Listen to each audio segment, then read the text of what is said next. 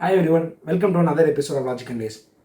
Everyone in India grows up hearing this one line: Son, buy a house early. It's the biggest achievement in your life. But no one tells you what comes after that. 20 years of EMI, no flexibility, and postponed dreams. And that's the truth most people ignore. So today, let's peel this layer by layer to find out what's actually better in 2025: buying a house or renting and investing smartly. Before we begin this calculation, let's clear one major misconception: tax benefits. Home buyers often talk about deductions under Section 80C and 24B, for which the principal and the interest amount. Renters mention about the HRA exemptions for the tax deductions. But here's the truth: under the new tax regime, which most salaried professionals now choose, none of this apply. No ADC, no 24B, and no HRA exemption. All gone. The new regime offers lower tax but removes all these deductions. That's why in this analysis we have ignored all the tax benefits, because most of the working professionals today, they don't simply exist anymore. Now, if you're earning below 15 lakhs a year, you might wonder why I didn't even pick the number. The reason is simple: buying a house below that income level often becomes a financial strain than financial efficiency. Let's say your salary is 10 to 12 lakhs. After taxes and living expenses, your monthly savings might be around 40 to 50,000. If you commit to a 60,000 EMI, you will end up sacrificing your investments, emergency funds, and the flexibility just to hold a liability that takes away most of your monthly flow. That's not financial growth, that's financial stress. If your income hasn't reached that stage where you can comfortably save and invest after paying EMIs, resting, renting and building your capital first is a smarter move. Now let's go to the numbers. We have taken a 2 BHK apartment in Kilkatlai, Chennai as a reference case. According to 99 acres, the average rate here is around 7,300 rupees per square feet. So for a flat of about 1000 to 1100 square feet, the base price comes roughly around 73 to 75 lakhs. Once you include stamp duty, registration, GST and all other charges, the total cost goes up to 88 lakhs. That's our total property cost for our analysis. If you decide to buy this house, you will make a 10% down payment, that's 8.8 lakhs, and take a home loan for the remaining 79.2 lakhs for 20 years. The interest rate for this home loan is taken as 7.3%, which is the lower end of the current market rate from Bank Bazaar, to keep this comparison fair and not biased against the buy side. With that, your EMI comes to a whopping 63,000 per month.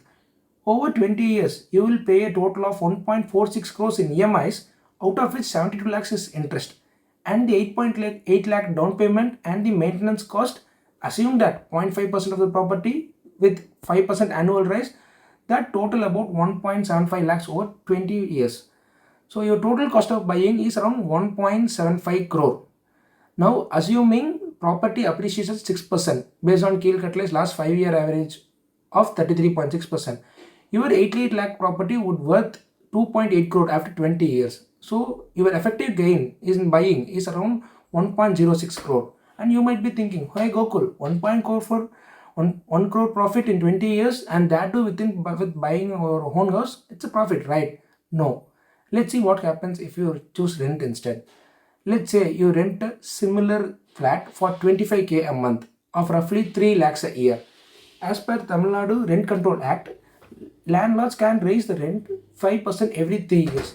But to keep our calculation more conservative, we have taken a 5% annual increase, which actually favors the buying side a bit more.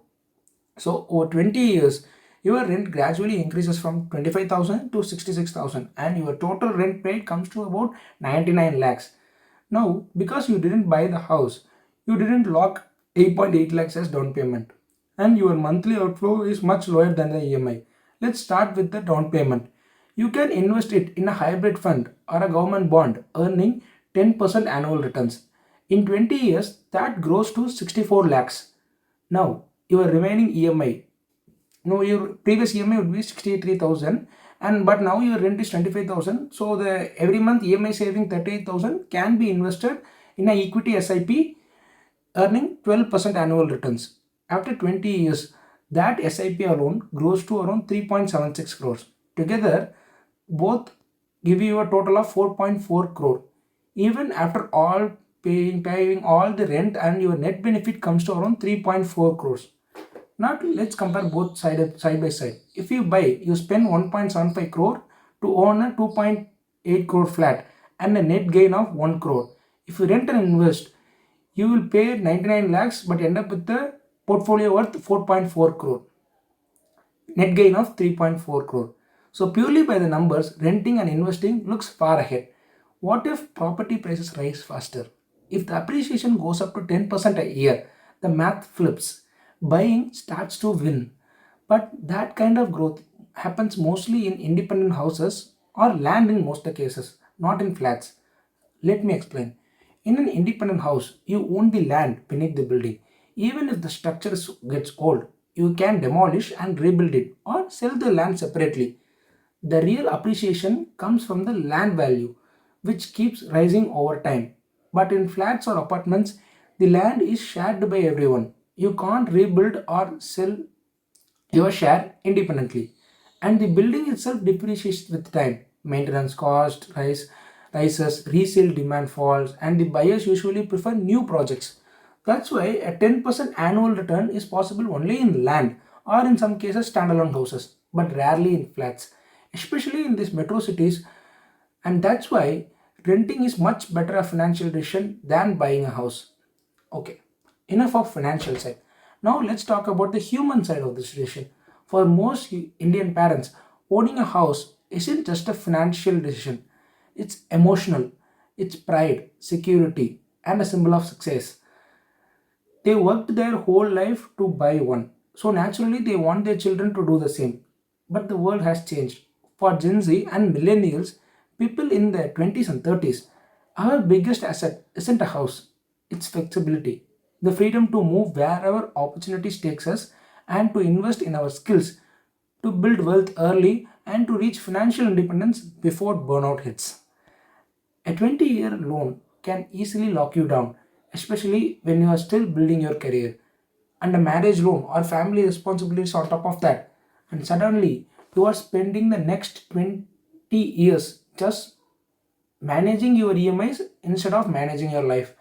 And all that just for a few moments of pride or social approval.